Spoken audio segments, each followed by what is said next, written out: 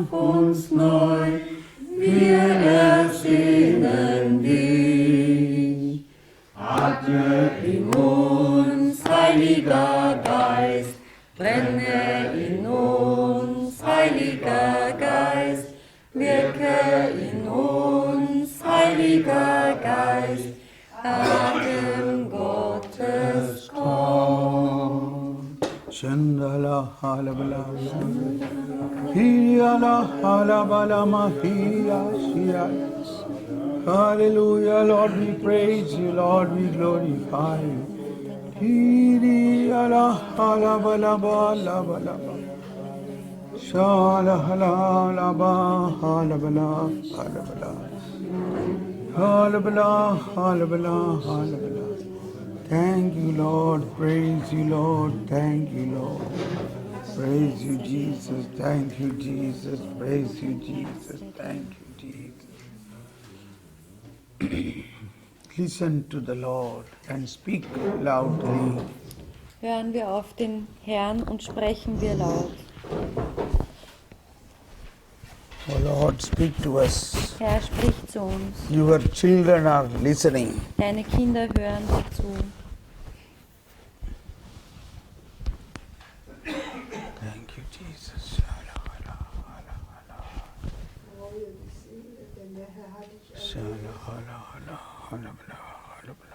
Ich schaffe mir ein neues Volk. Yes, Lord. Thank you, Jesus.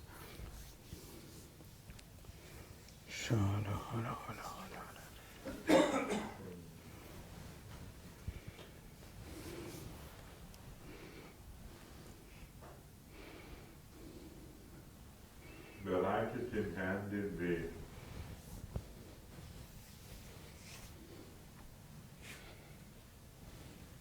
Nicht 7 mal, 77 mal.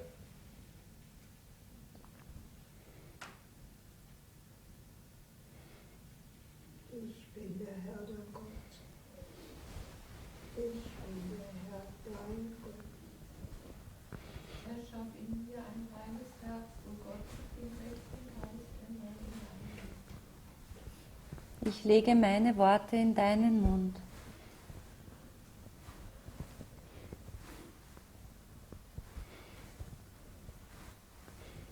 Ich stärke dich, ich erquicke dich. Ich bin mit dir. Denn wer bittet, der empfängt. Wer anklopft, dem wird aufgetan. Und wer sucht, der wird finden. Thank you, Jesus.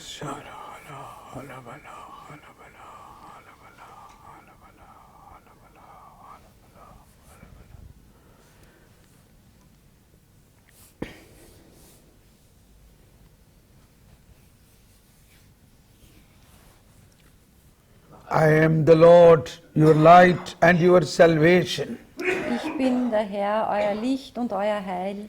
I have opened the door of mercy. Ich habe die Türe der Barmherzigkeit geöffnet. Whoever come through this door are in me and I in them. Wer immer durch diese Tür tritt, in dem bin ich und der ist in mir.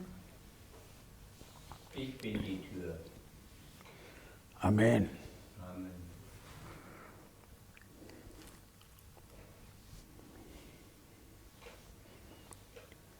Oh Lord, speak to us. Herr, sprich zu uns.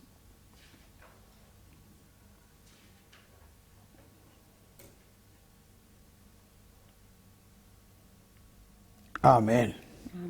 Amen. So we are now almost reached the end of the seminar today, and tomorrow noontime we will be concluding everything, 9 days long study. Also wir haben unser 9-tägiges Glaubensseminar jetzt schon fast vollendet.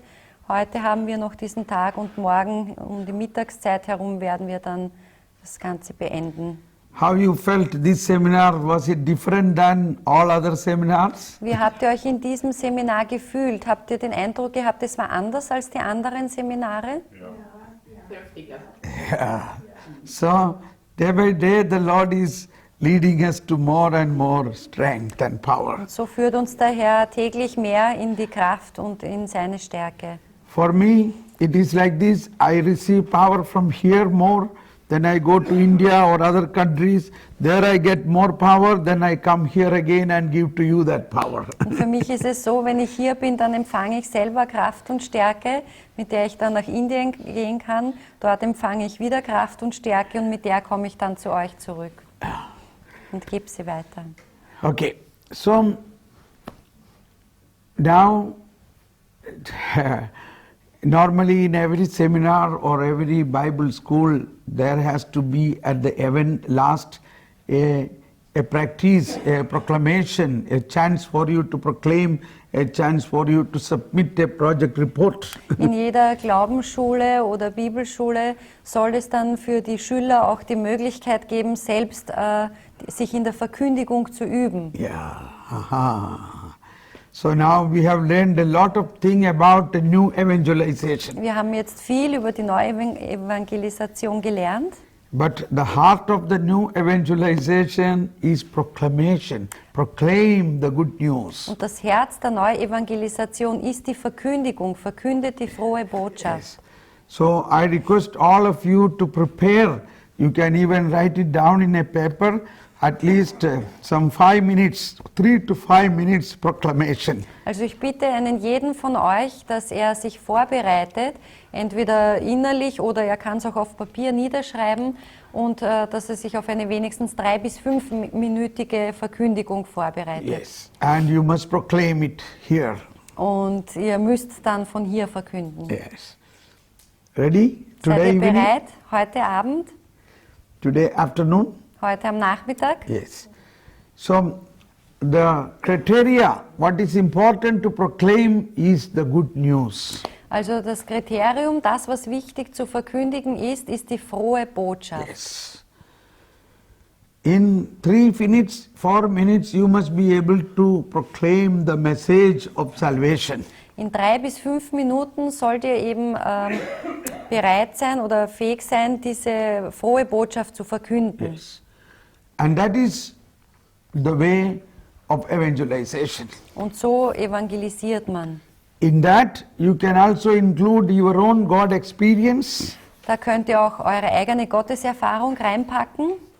and you must surely include the mystery of the new covenant that Jesus has come to take away our sin, and he has already done it. Und ihr müsst natürlich diesen neuen Bund hineinnehmen, dass Jesus gekommen ist, um unsere Sünden wegzunehmen und dass er dies bereits getan hat. He has died for our sins. Er ist gestorben für unsere By Sünden. his death he conquered Durch death. seinen Tod hat er den Tod besiegt. By his raising he restored life. Und durch seine Auferstehung hat er das Leben wiederhergestellt. So whatever we proclaim must have the core of this.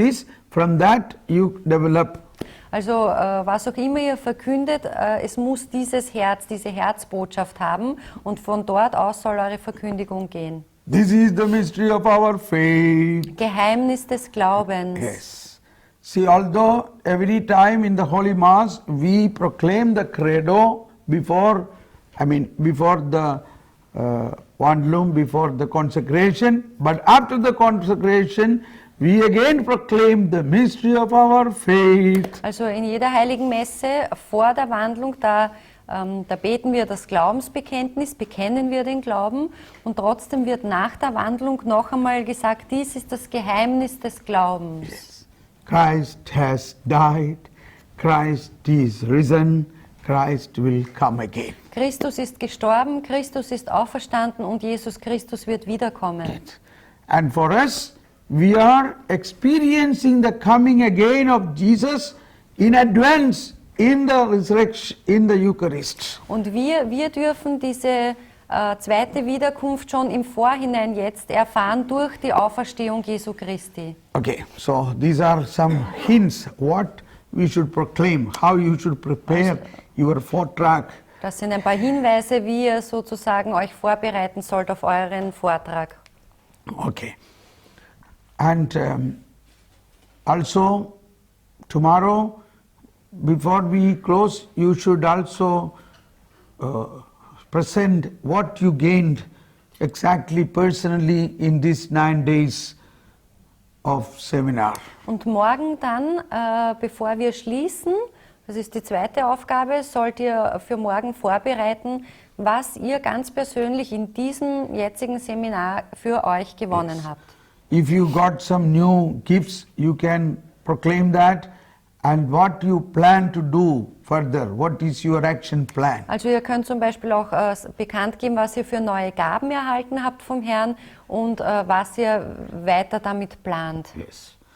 So that we have a target, we have something ahead of us, what we should do from next day So dass onwards. wir ein Ziel vor uns haben, sozusagen in welche Richtung wir weitergehen müssen. In this seminar, I felt a prophecy like that we have to move into evangelization surely. There is no other way. We have to evangelize others. Also ich habe so stark in diesem Seminar diese Prophetie gespürt, wir müssen uns unbedingt in die Evangelisation hineinbewegen. Das ist das Feld, wo wir tätig sein müssen. Not only for the people around us, but we must aim to evangelize the people far and wide, even to China, Russia, Pakistan, Afghanistan. We must aim that now. Und wir müssen jetzt anpeilen, dass wir nicht nur zu den Leuten rundherum von Jesus sprechen, sondern dass wir auch weit weg hinaus evangelisieren. Also China, Afghanistan, Pakistan und all die Länder, die auf Jesus warten. Yes. So that was the spirit of Europe. Earlier time, Europeans were in the front line in evangelizing in other countries. Denn das war ja früher auch der Geist Europas, dass er sozusagen hinging und andere Länder evangelisierte. I found out in a world map, if you look, what is the center of the world map? That is Europe. Und ich habe herausgefunden, wenn ihr euch eine Weltkarte anseht, das Zentrum der Welt sozusagen, der Weltkarte ist Europa. Yes. Look at that. Imagine. Also seht euch das mal an. And I remember when I was preaching in northeastern side in India, that is in Assam, Shillong, where I will be going again this year. There, the first thing I saw was the tomb of many Germans, missionaries, priests and bishops. Als ich in einer Stadt nordöstlich in Indien war und Exerzitien gab, habe ich dort gesehen, dass es dort Gräber gibt von vielen Deutschen, Deutschen, ja, von German. vielen deutschen Missionaren oder Yes. Priestern. And I said earlier in my testimonies, when I prayed at the tomb of a European missionary in India, it was that time I heard a voice. Und What? als ich am Grab eines europäischen Missionars in Indien betete, dieses Zeugnis gab ich schon früher, da hörte ich Folgendes. That voice said, we came from Europe to India, gave our life for your people. What way you can thank God for this? Wir kamen von Europa nach Indien und haben unser Leben hingegeben für eure Leute. Wie kannst du dich bei Gott dafür bedanken? So that time I never thought about I going to Europe. I never thought. Und bis dahin hatte ich niemals den Gedanken, nach Europa zu gehen. I thought I must evangelize the whole India. There is a lot of work to do in India. Ich dachte, ich muss ganz Indien evangelisieren, denn es ist sehr viel zu tun dort. And I was doing a lot. Big convention, 10,000, 50,000 people coming for my Und ich program. tat auch viel in Indien. Es kamen 10.000 bis 15.000 Leute zu meinen And I Exerzitien. was giving retreat to bishops and priests, so many, 2,000 sisters, 300 priests. Ich erhielt Exerzitien vor vielen Bischöfen, Priestern, Ordensleuten, zum Beispiel 300 Priester oder 2.000 Ordensschwestern. At this time, I heard the voice from this tomb, can you come to Europe and help our people? Und damals hörte ich die Stimme von diesem Grab, kannst du nach Europa kommen und unseren Leuten helfen? And which year was that? It was 1999. Es war 1999. And this was so strong. I was shocked. I never thought something like that. Und das war sehr stark, diese Erfahrung, und ich hatte nie zuvor darüber nachgedacht. It was a demand as a thanksgiving for all what European missionaries did to India. Es war auch so wie eine Anfrage, also für all das, was die europäischen Missionare an Indien getan haben. And then I felt, I said yes, I have absolutely, I said immediately yes. Und ich sagte sofort ja. But I never knew anybody in Europe. Aber ich kannte damals auch niemanden in Europa. Only Francis Assisi and Saint Therese. Und zwar nur den heiligen Franziskus und die heilige Therese. Of course, many saints, but these two people were very close to me.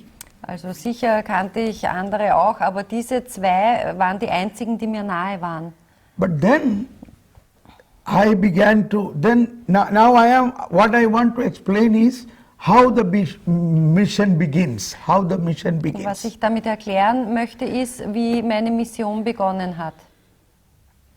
I did not run to Germany because I have nobody to invite or I do not know how to come to Also Germany. ich bin nicht sofort auf Europa oder Deutschland zugestürmt, denn ich hatte ja niemanden hier. First thing is praying for Germany began or praying for Europe began. Zuerst begann ich einmal für Deutschland zu beten Yes. oder für Europa. And I have even seen many people whom later on I saw here in Germany. Und ich habe sogar schon viele Leute gesehen, die ich dann später in Deutschland getroffen habe. And that prayer, the Lord Himself began to guide me, pray 24 hours. Und so hat der Herr mich auch in dieses Gebet geführt, bete 24 Stunden. Yes. And like that, nearly 1 year we prayed. Und auf diese Weise haben wir ungefähr ein Jahr gebetet. And then I got a telephone call from Europe, from Margarita Vallapilla.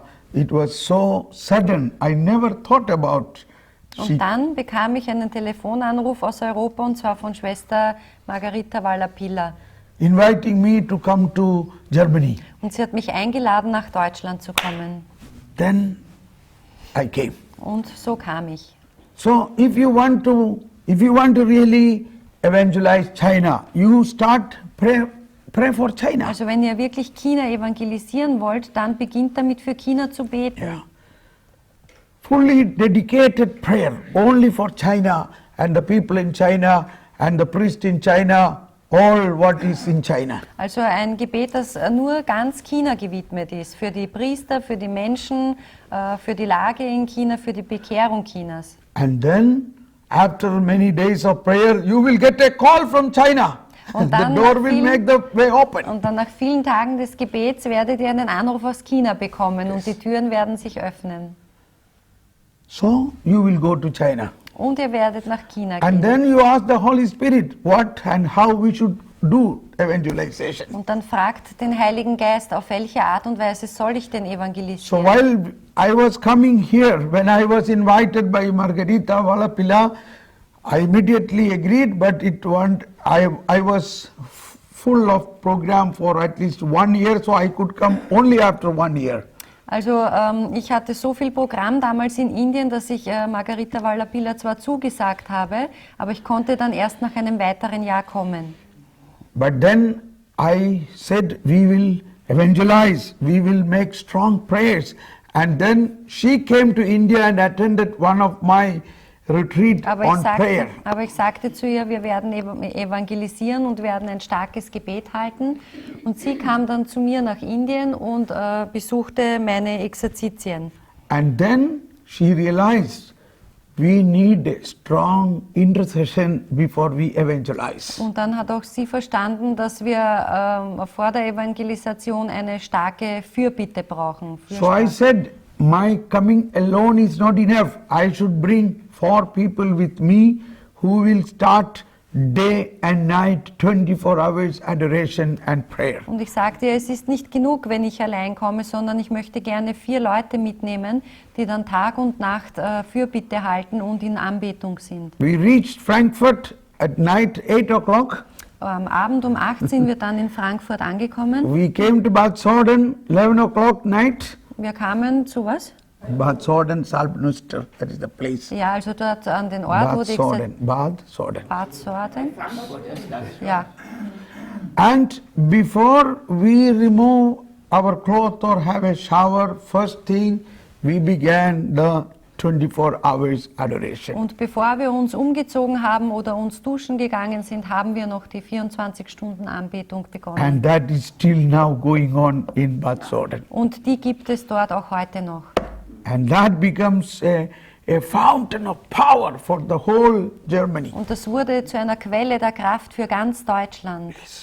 So now all that setup is already here in this house. Also all diese Gegebenheiten sind jetzt bereits in diesem Haus.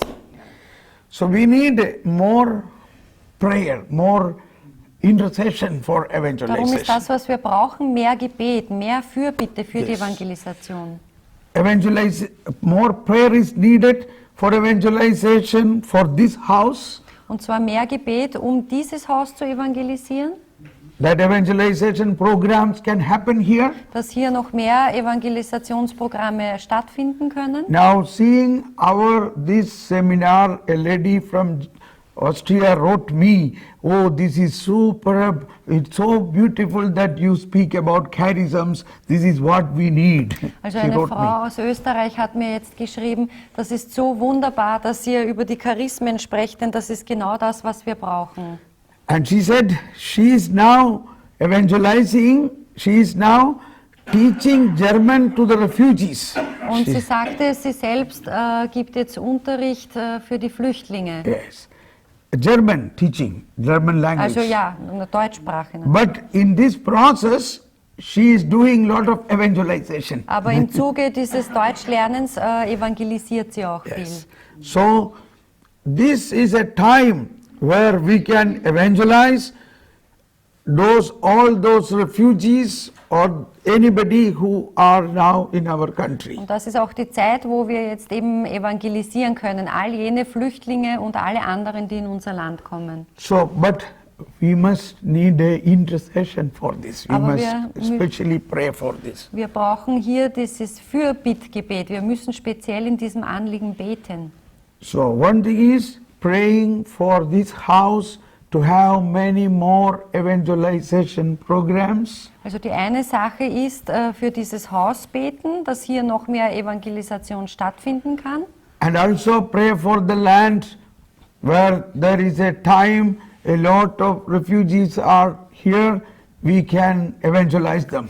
Und das Zweite ist eben speziell für das Land zu beten, wo jetzt die vielen Flüchtlinge kommen, dass wir sie evangelisieren können. And third is pray for other countries so that you travel to other countries to evangelize. Und das Dritte ist, betet auch für andere Länder, sodass ihr dorthin gehen und selbst evangelisieren könnt. Now you see we have two Austrians came from other country to evangelize in Germany. Also ihr seht, es sind jetzt zwei Österreicher mitgekommen, um euch zu evangelisieren. They are from other country. Wir sind von einem anderen Land. So like that, you can also accompany me to some other country. Und so könnt auch ihr mich in ein anderes Land begleiten. You can go to Russia, you can go to Ukraine, you can go to Czech Republic, Oder Slovak ihr könnt and all. nach Russland, in die Ukraine oder in die Slowakei gehen. Yeah. Yes. I have always in me Russia. Yeah, Rusland, yes. So you keep praying. Russia, you praying. Also bete für Russland. So that is what first to begin. Also so muss es beginnen. And then the door will open. Und dann wird sich diese Tür öffnen. So you pray to Holy Spirit, show me to which area I have to dedicate my prayer. Und bittet auch den Heiligen Geist, dass er euch zeigt, welcher Region oder welchem Land ihr euch widmen sollt. And then, see now, even today, I have 24 hours prayer houses in India dedicated to pray for Europe. Und seht, sogar heute noch habe ich Häuser mit 24 Stunden Anbetung gegründet in Indien, die sich mit der Bekehrung Deutschlands befassen oder Evangelisation Deutschlands. Evangelization. Yeah. So we need, even if at least you are one person, whether you can come to Capella or in your own home, you must spend more time in intercession. Also Ihr könnt entweder in die Kapelle kommen und Fürbitte machen oder auch von zu Hause aus beten, aber ihr müsst mehr Zeit im Gebet verbringen. So you pray to Holy Spirit, what is the heart of God? What do you want me to do? Und To betet which zum country Heiligen I should Geist, evangelize? betet zum Heiligen Geist, wofür sein Herz schlagt, für welches Land ihr besonders euch widmen sollt. There are some people who has a special burden given to God, special burden given by the Lord to particular people. Manche Leute haben von Gott ein besonderes Kreuz für eine gewisse Personengruppe aufgelegt bekommen. Burden means Eine Last, ja. yes. Like somebody said, he get only vision about praying for Jews, praying for Jews. Manche zum Beispiel haben das, dass sie nur für die Juden beten sollen. Yes. So that is his call. Also das ist auch sein Ruf dann. So he tried to learn what is their problems, what all the details about the Jewish people he is learning, Der and sollte he is sich praying dann for them. befassen mit den speziellen Problemen oder Gepflogenheiten der jüdischen Leute. So für sie beten. so the same way, when you receive a special burden for a particular group of people, you will learn more about them. Und wenn auch ihr den Auftrag für eine besondere Personengruppe oder ein Land bekommt, dann sollt auch ihr mehr über sie lernen. When I was traveling to Germany, in the airport I saw a big book about World War. Als ich nach Deutschland gereist bin, habe ich dort ein Buch gesehen über den Zweiten Weltkrieg. It was very expensive book, pictorial book, Es war ein sehr teures Buch, but the Lord asked me to buy that. aber der Herr sagte, ich soll es kaufen. And when I looked page by page, I understood how much suffering the Germans had to suffer. Und during als the ich World dieses War. Buch mit den vielen Bildern durchgesehen habe, habe ich verstanden, wie viel die Deutschen leiden mussten während des Zweiten Weltkriegs. And even today, we are having still the shadow and the pain of such things need healing. Und auch heute noch liegen diese Schatten und diese Schmerzen über Deutschland und wir brauchen da Heilung The wartime situation of the war. aus dieser So Kriegszeit. so then I began to pray in that direction, and so many things revealed to me. Today's problem in many families are continuing from the wartime. Also ich begann dann in diese spezielle Richtung zu beten und der Herr hat mir dann offenbart, dass viele heutige Probleme in den Familien noch mit diesen Kriegszeiten zusammenhängen. Even the very emotion of enmity, the emotion of unforgiveness, Zum Beispiel auch diese Gefühle der Feindschaft und des Nicht-Vergeben-Könnens. it all continues from the wartime. Das alles setzt sich seit diesen Kriegszeiten fort. So, but God will surely be victorious. Aber Gott ist der Siegreiche. But what I mean to say, when we have a burden to pray for a land, we become one with the problems of that people of that land. Aber was ich sagen möchte, ist, wenn wir vom Herrn den Auftrag bekommen, für ein spezielles Land zu beten, dann haben wir auch eine Verantwortung für dieses Land. Yes. So these are the ways you can recognize your charism to evangelize in a new horizon, in a new direction. Und so könnt ihr auch eure Charismen dazu verwenden, die Evangelisation in eine neue Richtung zu betreiben. We must always think a new, far and wide way. Wir müssen immer an einen neuen und an einen weiten Weg denken. I am now thinking, when I was a boy, when I passed out my matura or matriculation, Also als ich ein kleiner Junge noch war, beziehungsweise meinen Schulabschluss machte, my father was a teacher working in our church school that is just in front of our home. It is just a walking distance. war mein Vater sozusagen Lehrer in unserer Glaubensschule? No, no, oder? no. In the- Church School? Oder? No, school owned by church, but it is a normal school. Also es war Lehrer in der Schule neben der Kirche und das war also ein Fußmarsch weg. He said, there is a vacancy going to come. If you study 1 year training for teaching, you can lifelong work in the school, a very good employment. You don't have to go far and wide. Also If I learn 1 year, Also wenn ich a ein train- Jahr lang trainiere und lerne, I can get an employment as a teacher in that school. kann ich eine Anstellung als Lehrer in dieser Schule bekommen. So my father considered that is a great opportunity. Und mein Nobody F- else can get it. mein- Because you belong to this place, you have the right to get it. Mein Vater dachte, dass das eine sehr gute Möglichkeit für mich war, denn ich stamme von diesem Platz und ich habe auch das Recht, diesen Job zu bekommen. And all the money you get is yours. You don't have to spend anything, even for a cup of tea, you don't have to spend. It is in front of your home. Und all das Geld, was du bekommst, gehört praktisch dir, denn du hast keine Ausgaben mehr. You can also work in the garden lot of time. Du kannst auch dort im Garten eine Menge Zeit verbringen oder I arbeiten. told him at that time, oh, my life should not be tied up in this village. I think I must go far and wide Und ich to other sagte ihm aber countries. damals schon, ich glaube nicht, dass mein Leben an diesen Ort gebunden bleiben soll, sondern ich muss hinausgehen in die weite Welt. It was like a prophecy. Und das war schon wie eine Prophetie. I never knew anything, but I felt my life should be something to go out somewhere Ich habe else. noch nichts gewusst darüber, aber ich fühlte irgendwie, dass ich raus muss, dass ich hinausgehöre. In fact, all of us are called for it, all of us. Und es ist so, dass ein jeder von uns dazu gerufen ist. This is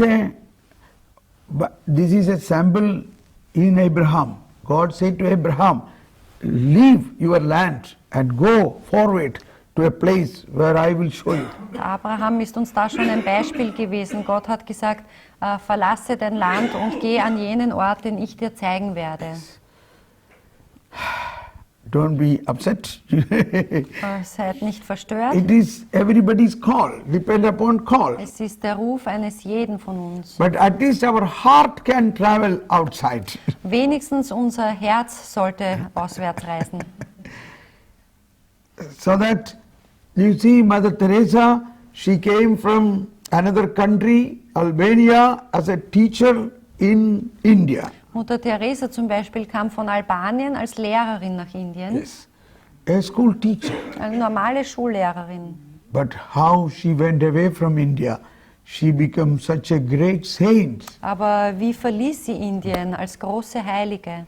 So mission is a real call for every Christian. Also die Mission ist der wahre Ruf eines jeden Menschen, eines jeden Christen. Yes. We have a man from Albania living here. He's blind. Yeah, yeah. A very poor man. We like him because he needs our food sometimes. Yeah. And do we want to pray for him? Yeah. Yes? Yes. I will bring him this evening. Okay. Okay, so it is so beautiful. In this house there are people from different countries Es are ist living. wunderbar, dass hier Leute von so vielen Ländern wohnen. So you are already connected with those lands. Also ihr seid auch schon verbunden mit all diesen Ländern. Yeah. Okay.